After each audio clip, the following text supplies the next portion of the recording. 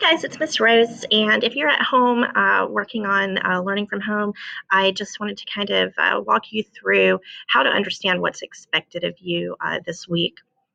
So, if you look at the overview, we started with journaling. And if you haven't been in class, some of you have been learning from home completely. Then you do want to start doing 10 minutes of journaling a day and keep track of those. Just date them, put the prompt you've chosen, write for 10 minutes straight without stopping. Don't worry about it being perfect. It's just about a stream of consciousness writing, and it'll just put mileage at the end of your pen. And so journaling is just one great way, this kind of daily writing practice, to help you become a better writer. So we are using that at the beginning of class for all of Unit 2.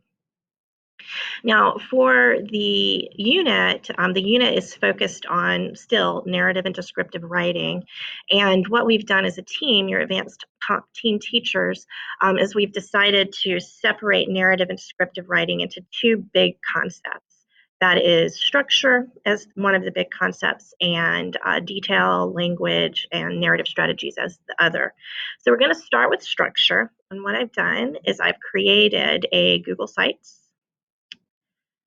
that sort of walks you through what you're supposed to do. So for Tuesday, Wednesday, today, the 7th and the 8th, you're just going to focus on readings from the textbook, okay? So the color of water we will work on in class Thursday, Friday.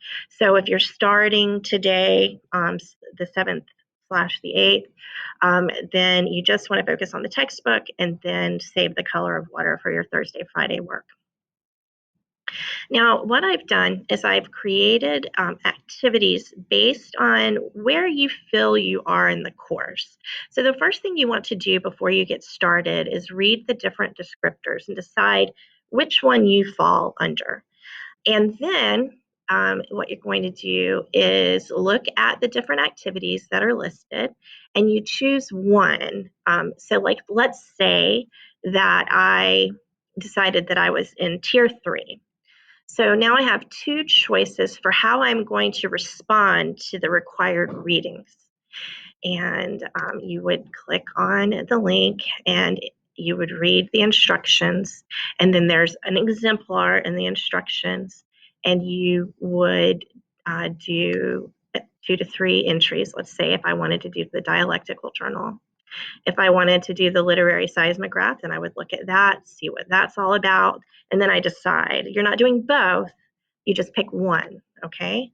Because the big focus, if we look at our rubric, is that you are reading analytically. So if you look at your reading standards for 12th grade, you cannot get away from this big idea that you're supposed to be analyzing.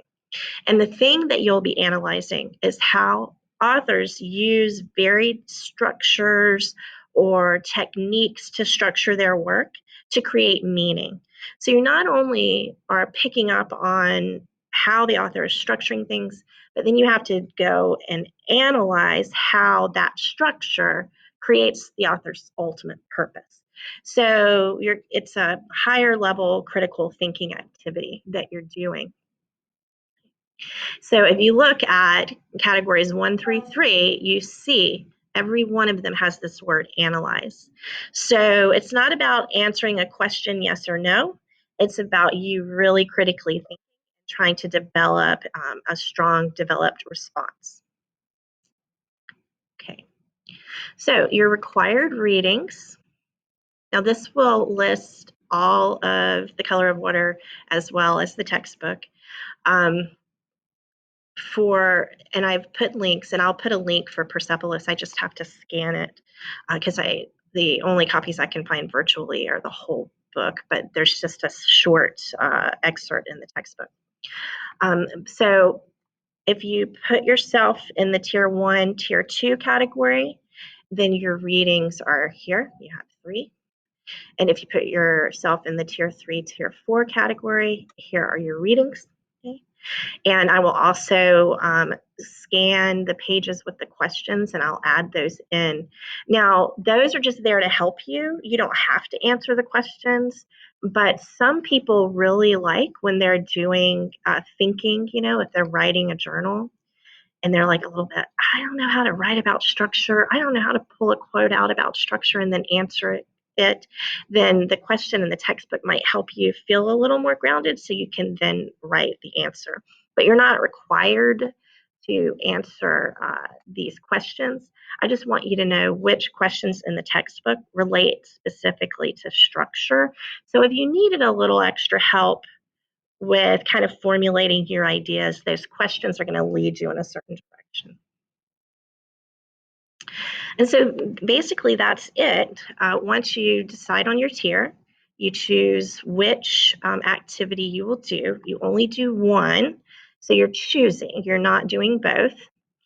And then you want to make sure, like for instance, if you look at my instructions, let's say you were doing the journal and you see these electronic pages 5 through 12, um, then you would go to those pages. Like I specifically have it set up. So you go directly to what I want you to see. And so, for instance, in the reading journal activity, I want you to see journal entries, their depth, how analytical they are. And that's what I want you to see. That's it. And then it gives you some guidelines for how to create a reading journal. But just like our writing journals are, in the moment, stream of consciousness, we're not as focused on perfection as we are on the ideas. The same thing goes for journals if you choose to do one. And please make sure too, I've worked really hard on putting the instructions together, and each hyperlink that you see, you need to open it and you need to read it because it's an exemplar. It's showing you exactly what it is you're supposed to be doing. It's showing you the link, that's showing you the quality. It's showing you what that high level answer looks like, and that's what you're trying to build towards. Okay. So to recap, for today, the 7th and 8th, what we did in class was we read the textbook readings. Depending upon your tier, you have different things to read. Each tier 1 and 2 has the same 3 essays. Tier 3 and 4 has the same 3 essays. And then you are choosing, if you decide what tier you are, which activity you're going to do.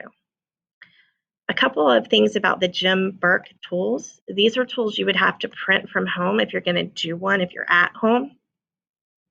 And so I've included the page number, the electronic page, where you would go in, you type that in, and then it brings you to the graphic organizer that you would complete. The same for this. There's 3 graphic organizers that would work really well for this particular activity.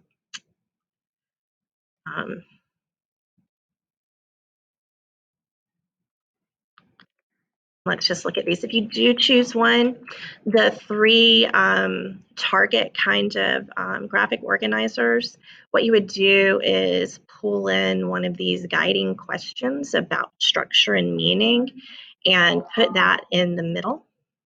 Okay. And then here you would take evidence from one or more of the essays that you're reading that relates to structure. So maybe you see a flashback. Maybe you see that they begin with a dialogue and they end with dialogue. So they're framing it with some kind of story. There's all kinds of things you might notice. And so you'll pull evidence out and then you'll analyze or answer that guiding question. So it's not enough just to put the evidence there. You then have to explain how the author's choice of using that structural strategy builds the meaning of the piece. So I do hope this has helped. I know there's a lot of choice, and so that can be confusing. So just to review, you're choosing one of the bullets, not both. And if you do 2 rather than 3, it doesn't take away from your grade. I purposely did that because I'm still getting to know how long it takes you to do things. And so if you're able to answer the questions and show me what it is I'm looking for in 2 entries, then that's fine. I think that's everything. Please reach out with questions if you have it. And then with Color of Water, it's a little bit more straightforward, and I'll do a screencast for that tomorrow. Okay, thanks. Oh, wait, and one more thing.